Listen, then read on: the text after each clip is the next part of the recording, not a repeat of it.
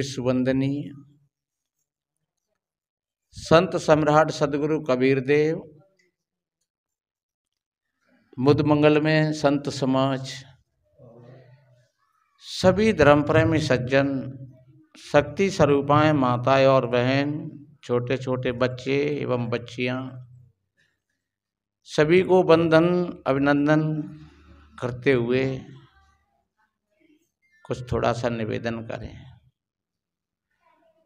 आप सभी भाई बहनों ने बहुत काफ़ी देर से संत और भक्तों के माध्यम से ज्ञान की चर्चा को श्रवण किया और वास्तव में ही जो भाई बहन सत्संग में आते रहते हैं और संतों की बातों को धीरे धीरे समझते रहते हैं तो धीरे धीरे उनके जीवन का परिवर्तन हो जाता है, जीवन बदल जाता है। कहते हैं नजरें बदलती हैं तो नज़ारे बदल जाते हैं, और जब किश्ती रुख बदलती है तो किनारे बदल जाते हैं। जीवन का बदलाव ही सत्संग है, और सच्चे अर्थों में बदलाव होता है तो सत्संग से होता है। शरीर को बदलने की कोई आवश्यकता नहीं है, शरीर तो वैसे ही बदलता चला जाता है धीरे धीरे धीरे धीरे। पहले कभी बचपन था, धीरे धीरे बड़ा हो गया, बदल गया, जवान हो गया, फिर धीरे धीरे वृद्धावस्था आ गई। इसको बदलने की कोई जरूरत नहीं थी, वो तो बदल गया अपने आप। बचपन जवानी में रूपांतरित हो गया, जवानी बुढ़ापे में रूपांतरित हो गई, और ये बुढ़ापा भी कभी मृत्यु में रूपांतरित हो जाएगा। इसलिए बदलना है तो हमको अपने भीतर से बदलना है। एक मालवनी से त्यागी जी आए और वो एक दोहा लाए, जैसे हमारे जो हाकिम भाई बोल रहे थे पहले, उलटवासी, और वो उलटवासी है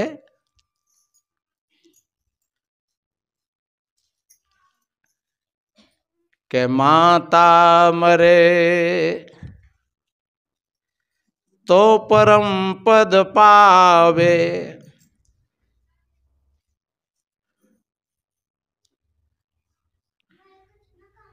पिता मरे सुख होय, गो मारे बैकुंठ पावे, साध कहावे सोय। ये भी उल्टी बात है, लेकिन है बिल्कुल सीधी। माता मारे, अच्छा हम थोड़ा आगे की कड़िए पीछे करेंगे और पीछे की कड़िए आगे करेंगे, ऐसे की सेटिंग फिर अच्छी ज्यादा और बनेगी। क्योंकि गो मारे, गो का मतलब होता है हमारे मन और इंद्रियों से, और मारने का मतलब होता है संयम से। जो मन और इंद्रियों पर संयम कर लेता है तो वो सुख की ओर उसका जीवन बढ़ता हुआ चला जाता है। क्योंकि हमारे जीवन में जितने भौतिक, जितने देह कष्ट हैं, जितने देह ताप हैं, जितनी बीमारियां हैं, चाहे खाज, खिजली, फोड़ा, फुंसी, दौड़ा, टिटनेस, कैंसर, जितनी जो बीमारियां हैं वो हमारे असंयम के कारण है। हमारे मन और इंद्रियां विषय भोगों में दौड़ जाते हैं, खाने पीने में दौड़ जाते हैं, इसलिए हमारा शरीर भी अस्वस्थ हो जाता है। कहीं ना कहीं हम चूक जाते हैं। जैसे अब तुम्हारी सब्जी तुम्हारे सामने आएगी, दाल आएगी, उसमें थोड़ा नमक कम है, और तुम कह रहे हो कि नमक ले आओ, नहीं बुरा मत मानना, नहीं मैंने माना तो ले लेना, ये नहीं कह रहा हूं मैं, पर मारना नहीं रहा। फिर वो इंद्रिय रस मांग रही है, वो जिब्या मांग रही है कि भाई इसमें आनंद नहीं आ रहा है, भाई नमक लेकर के आओ थोड़ा। तो तुमने मारा नहीं, तुमने संयम नहीं किया उस पर, और संयम नहीं किया तो फिर वो नमक जब ज्यादा शरीर में जाएगा तो कहीं ना कहीं वो एक दिन तुम्हारे लिए हानिकारक होगा। डॉक्टर तो स्पष्ट कहते हैं कि दो जहर हैं, चीनी और नमक, और इनको 40 साल वर्ष के पश्चात तो बहुत आदमी सद करके अगर ले तो ही वो अपने जीवन को ठीक बचा करके रखेगा, अन्यथा कहीं न कहीं वो तुम्हारे जीवन में विस्फोट करेंगे। इसलिए ये उदाहरण है कि हमारे सामने सब्जी है, उसमें नमक कम है और उसमें नमक लेकर के हमने डाल लिया तो हमने उस रसान इंद्रिया को मारा नहीं, संयम नहीं साध पाए। और संयम का अर्थ ये है क्योंकि वो स्वाद से अर्थ है उसका, और भोजन होता है स्वास्थ्य के लिए, स्वाद के लिए नहीं। अगर स्वाद के लिए आप कर रहे हो तो सच्चे अर्थों में वो कहीं ना कहीं तुम्हारे भीतर में एक्सीडेंट करेगा। नहीं होना चाहिए स्वाद भी, पर जो है स्वाभाविक रूप से, जो आया है स्वाभाविक रूप से सामने, जैसा बन गया है, जैसी व्यवस्था है, तो फिर अगर आपने जैसा है वैसा ही अगर आपने पा लिया तो समझ लो कि आपने अपनी रसने इंद्रिया पर अनुशासन कर लिया। और रसनेन्द्रिया पर अगर अनुशासन कर लिया तो मैं कहता हूं आपका ब्रह्मचर्य सदने लगेगा। क्योंकि हमारी दोनों इंद्री ये जल तत्व से हैं, जिह्वा और जननेन्द्रिया ये जल तत्व से हैं। अगर हमारी जिह्वा वश में नहीं है तो हम कभी तीनों कालों में ब्रह्मचर्य को नहीं साध पाएंगे, क्योंकि वो तो रस है नहीं। जब रस बनेगा, रस प्रधान है, तो फिर वो अपना काम करेगा। इसलिए मेरे बहन भाइयों, ये तो उदाहरण है। गौ मारे, अपनी गौ माने इंद्रियों पर संयम बरते, आंखों को संयम में बरते, कानों को संयम में बरते। संयम का मतलब एक ब्रेकर है, संयम एक ब्रेकर है। जैसे रोड पे ब्रेकर ना होते ही गाड़ी चलती है रोड पर, तो रोड पर ब्रेकर होते हैं। अच्छा, रोड पर तो ब्रेकर है, पर तुम्हारी गाड़ी में ब्रेकर नहीं हो तो ब्रेकर और खतरा पैदा कर देंगे रोड के, क्योंकि बिन पे उलेगी नहीं गाड़ी, धड़ा धड़ धड़ा धड़ धड़ा धड़। एक बार के लिए बाई चांस अगर रोड पर ब्रेकर नहीं है तो कोई बात नहीं है, लेकिन गाड़ी में ब्रेक जरूर होने चाहिए। और गाड़ी में अगर ब्रेक है तो निश्चित रूप से आप रोड की घटना को भी रोक सकते हो। इसलिए मेरे भाई बहनों, ये संयम है अपने मन और इंद्रियों पर। जो अपने मन और इंद्रियों पर संयम कर लेता है तो कवि ने कितना बड़ा बढ़िया कहा है कि गौ मारे बैकुंठ सिधावे। बैकुंठ का मतलब ये नहीं है कि कहीं ऊपर कोई बैकुंठ बना हुआ हो। बैकुंठ का मतलब होता है बेधन कुंठ, यानी हमारे भीतर में किसी प्रकार की कुंठा नहीं, किसी प्रकार की आसक्ति नहीं, किसी प्रकार की गांठ नहीं। जब किसी प्रकार की कोई गांठ नहीं है, किसी प्रकार की कोई कुंठा नहीं है, किसी प्रकार की कोई कठोरता नहीं है, तो आपके जीवन में बैकुंठ उतरता हुआ चला आएगा। बैकुंठ एक सुख का प्रतीकात्मक है, सुख है जीवन में, शांति है जीवन में। ऐसी आशा मत करना कि वहां देवता रहते हैं और वो बैकुंठ है। अगर वहां कहीं देवता होते तो लोग जाजनते घूम रहे हैं, पकड़ पकड़ के सबन नीचे डाल लेते और ये कहते हैं तुम नीचे रहो और हम ऊपर रहे, लेकिन ऊपर नहीं है। देवताओं का अर्थ हमारे मन और इंद्रियों से ही है।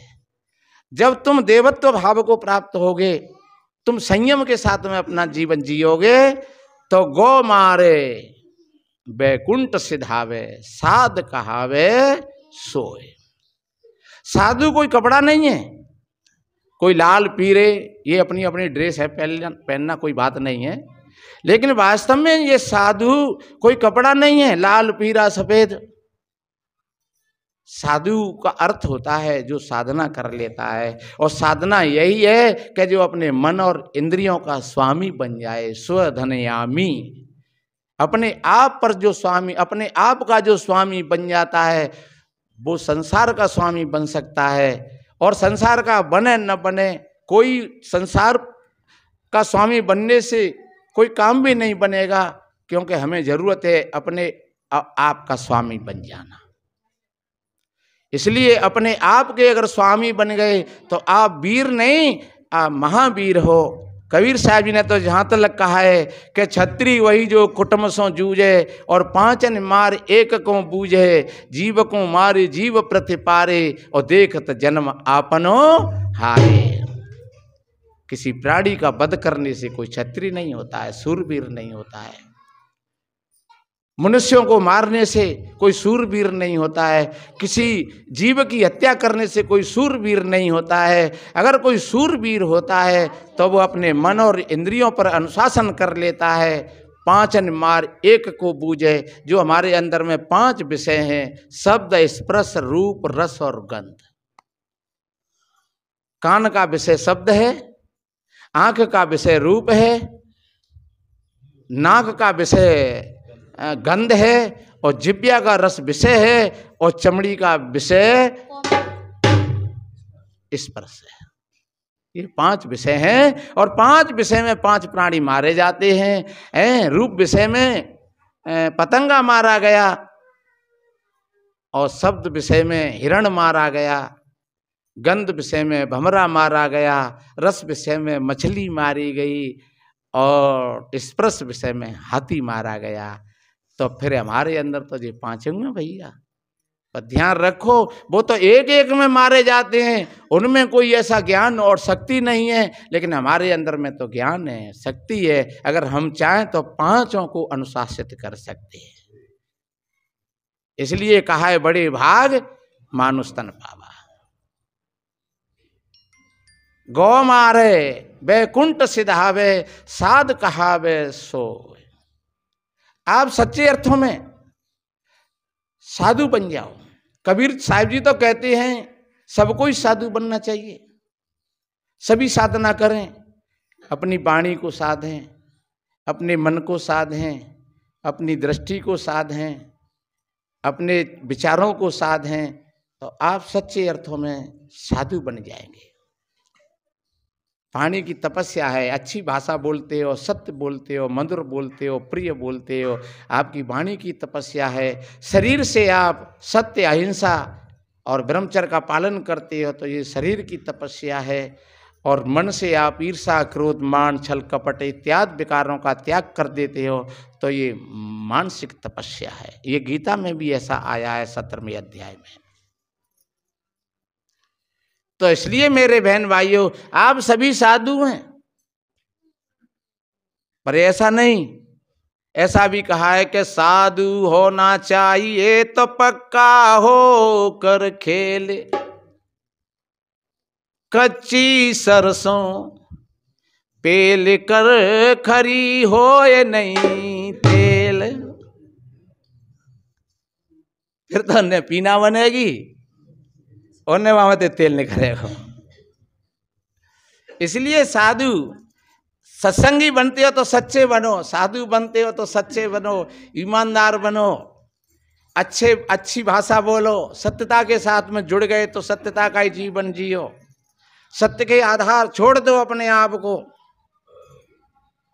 और जो वास्तव में छोड़ देते हैं अपने सदगुरु के आधार से, कहते हैं गुरुदेव मेरी नैया उस पार लगा देना।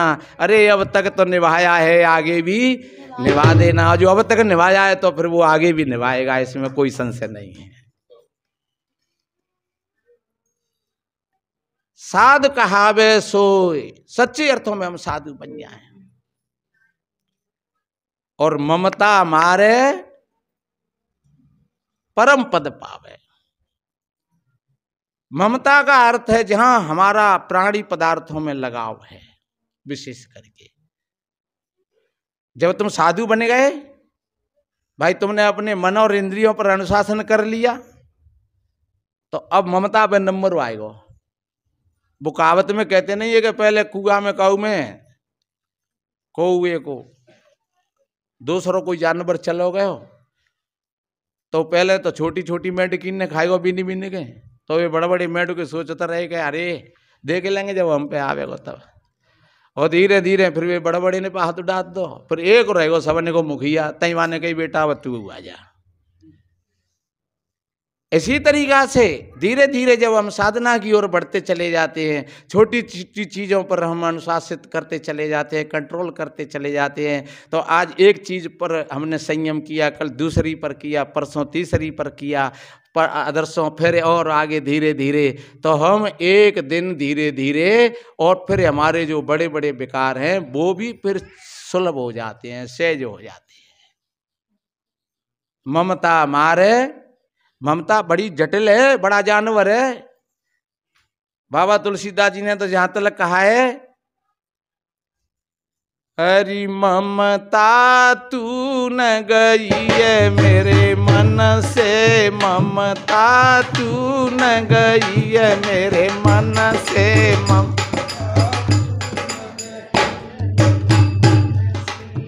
पैर थके कर कांपन लागे, पैर थके कर कांपन, ये ज्योति गई है नैनन से, ममता तू न गई है मेरे मन से, ममता तू न गई है मेरे मन से, ममता तू न गई है मेरे मन से, ममता तू न गई है मेरे।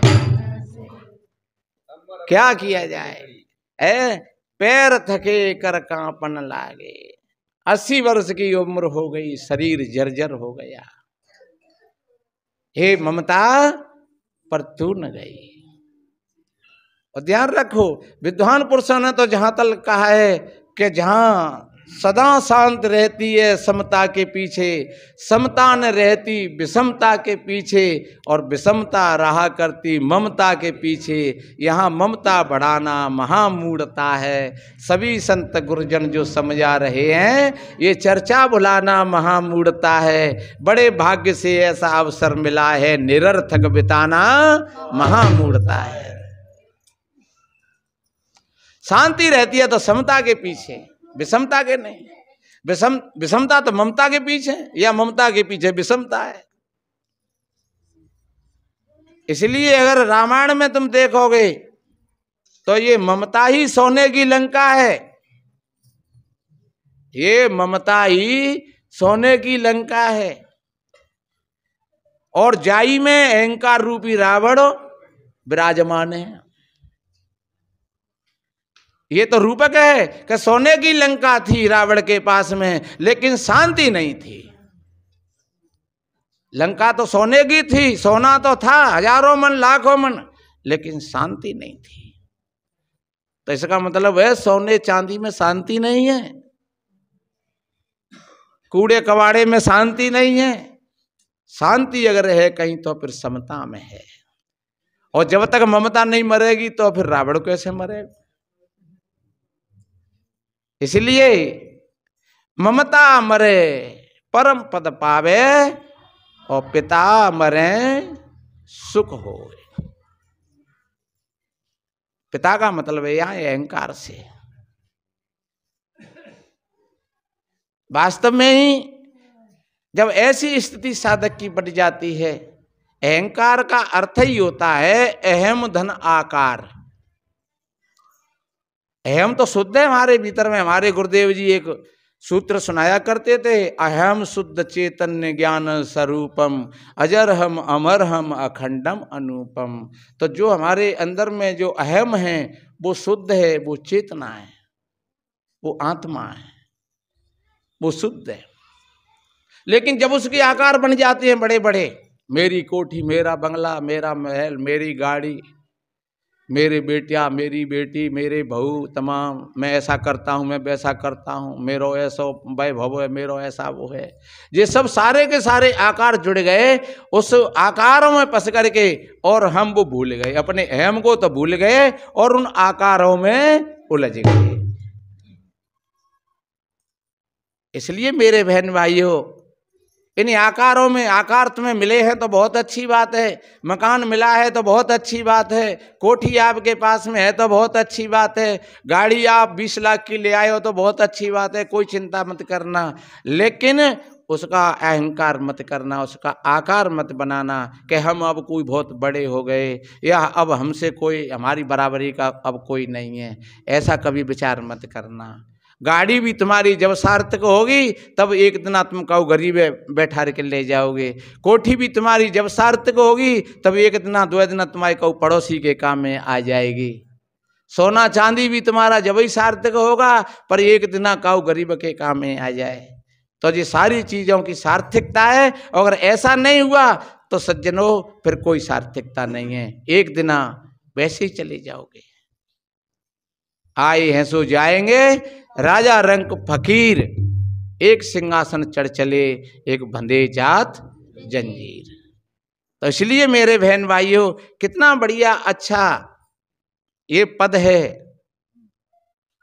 ममता मरे परम पद पावे, पिता मरे सुख होए और गो मारे बैकुंठ सिधावे, साध कहावे सोए। ये हमारे प्राणी पदार्थों में जो ममता है उसको हम ममता कहते हैं, लगाव है, चिपकाहट है, और इन सारे आकारों में हम उलझे हुए हैं, इसको अहंकार कहते हैं। जहाँ हमारा मन और इंद्रिया वासनाओं में दौड़ रहे हैं इनको गो कहते हैं, इंद्रिय कहते हैं। तो हमें अपने मन और इंद्रियों को अनुशासित करना चाहिए, सज्जनों संयम के साथ अपना जीवन जीना चाहिए, यही मानव की सार्थकता है। एक चलते चलते छोटा सा भजन सुनाए। सभी संत गुरुजन जो समझा रहे हैं, ये चर्चा भुलाना महामूढ़ता है। बड़े भाग से ऐसा अवसर मिला है, निरर्थक बिताना महामूढ़ता है।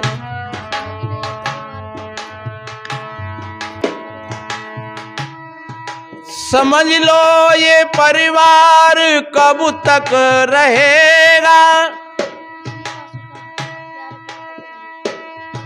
समझ लो ये परिवार कब तक रहेगा। किसी का सुखद प्यार कब तक रहेगा, किसी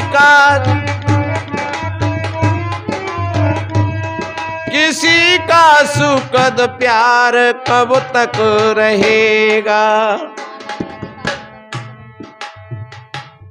जो माना है अधिकार,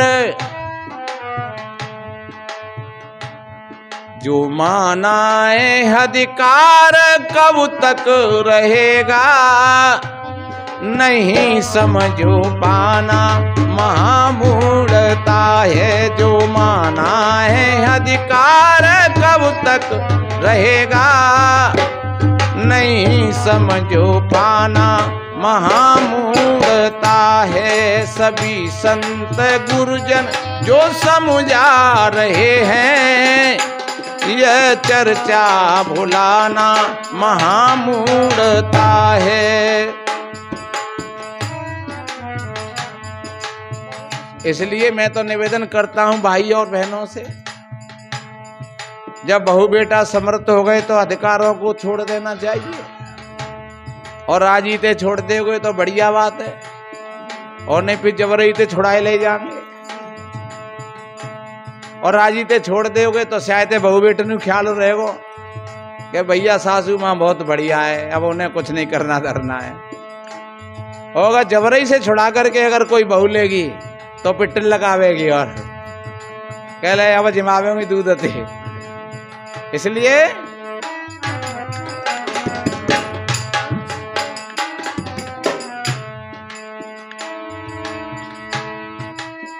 जहां रह रहे हो निकलना पड़ेगा।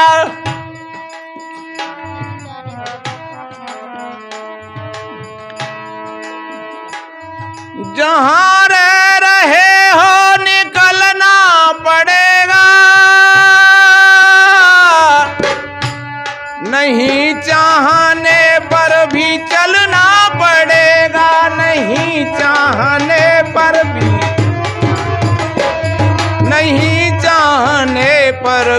चलना पड़ेगा। जिसे त्याग कर हाथ मलना पड़ेगा।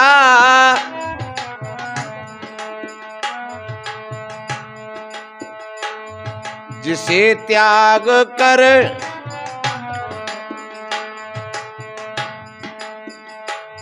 क्योंकि संतों ने ऐसा कहा है और ये नेम भी है कि मुट्ठी बांध के आया बंदे हाथ पसारे जाएगा और ना कुछ लेकर आया बंदे ना कुछ लेकर जाएगा।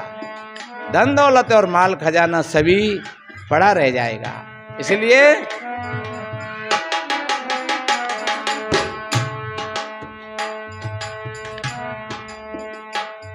जिसे त्याग कर हाथ मलना पड़ेगा। यहाँ मन फसाना महामूढ़ता है। जिसे त्याग कर हाथ मलना पड़ेगा। यहाँ मन फसाना महामूढ़ता है। सभी संत गुरुजन जो समझा रहे हैं यह चर्चा भुलाना महामूढ़ता है। बड़े भाग से ऐसा अवसर मिला है। निरर्थक बेताना महामूढ़ता है।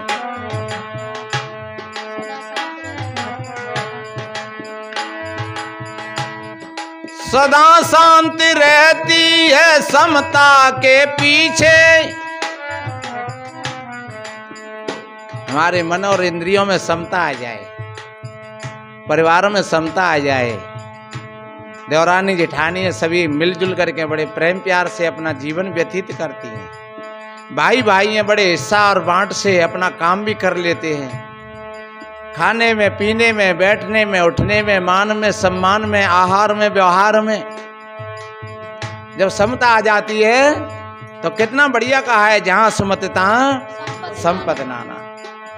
संपत्ति भी दो तरह की होती है, एक तो भौतिक संपत्ति होती है और एक आध्यात्मिक संपत्ति होती है। समता से दोनों ही सम्मति आ जाती हैं। जहाँ समता आ गई तो परिवार में भी समता है, मन और इंद्रियों में भी समता है और आप आध्यात्मिक धन को भी प्राप्त हो जाएंगे, उसको भी संपत्ति कहते हैं। इसलिए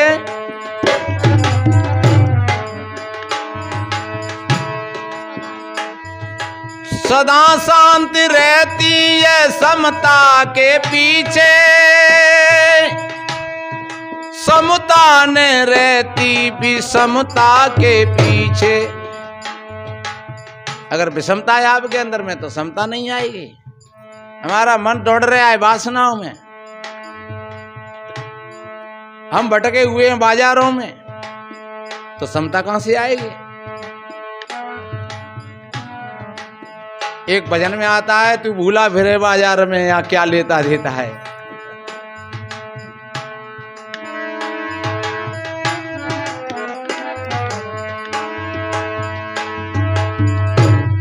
सदा शांति रहती है समता के पीछे।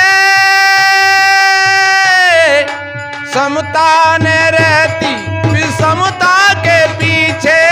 समता न रहती विषमता के पीछे। समता न रहती विषमता के पीछे। विषमता रहा करती ममता के पीछे। विषमता रहा करती ममता के पीछे। यहाँ ममता बढ़ाना महामूढ़ता है। विषमता रहा करती ममता के पीछे। ये ममता बढ़ाना महामूढ़ता है। सभी संत गुरुजन जो समझा रहे हैं ये चर्चा भुलाना महामूढ़ता है। सभी संत गुरुजन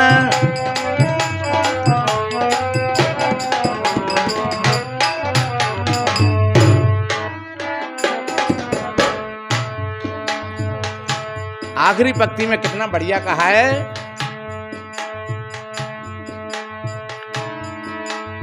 कभी मुग्ध हो करके तन में न अटको। बार बार शीशा को देखना, नहीं चेहरा पर नूर होता है तो सबका मन सोचता है, लेकिन ध्यान रखो तथागत बुद्ध तो बाद में बने। गौतम ने एक वृद्ध आदमी को देखा और उनके भीतर में वैराग्य जागृत हो गया। उसकी आंखें बैठी हुई थी, चेहरा बैठा हुआ था, चमड़ी लटक रही थी, टेढ़ा मेढ़ा हो रहा बेचारा। गौतम ने पूछा, मंत्री ये कौन है? बोले महाराज ये आदमी है। आदमी कैसा? अरे बोले हम और आप ऐसा ही है, लेकिन अभी हम नए हैं और ये पुराना हो चुका है, तो क्या हम भी ऐसे हो जाएंगे? कि हाँ क्यों नहीं, बिल्कुल। क्या मेरी रानी जसोधरा भी ऐसी हो जाएंगी? अरे महाराज क्यों नहीं, ये तो अपने अपने मोर्चे समय के। और आगे एक मुर्दा मिल गया। बोले मंत्री ये कौन है? बोले हजूर ये मुर्दा है, मर गया है, ये भी आदमी है, तो क्या हम भी मर जाएंगे? बोले हाँ निश्चिंत। तो फिर चलो हम तो आज ही मर गए। उनको उन घटना से कितना ज्ञान मिला और वो बड़े अपने राज और वैभव को त्याग करके और संन्यास ले लिया। और आज बताते हैं कि समस्त पूरे विश्व में उन तथागत बुद्ध को कौन नहीं जानता होगा। इसलिए हमको देख लेना चाहिए।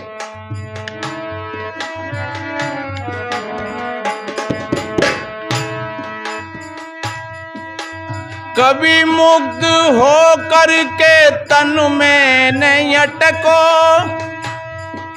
कभी लोभी बन करके धन में नहीं अटको, कभी लोभी बन करके धन में न भटको। अचल में रहो चपलो मन में न अटको। अरे तुम्हारी आत्मा का जो स्वरूप है वो अचल है, अखंड है, अविनाशी है। सतगुरु कहते हैं तुम वहीं जुड़ करके रहो नहीं। अगर चपलता में रहोगे तो आप कैसे स्थिर हो सकते हो? अचल में रहो चपलो मन में ने अटको, पथिक अटक जाना महामूढ़ता है। अचल में रहो चपल मन में ने अटको, पथिक अटक जाना महामूढ़ता है। सभी संत गुरुजन जो समझा रहे हैं, ये चर्चा भुलाना महामूढ़ता है। बड़े भाग से ऐसा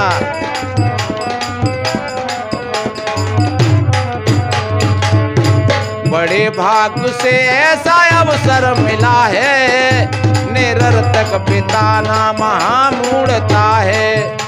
सभी संत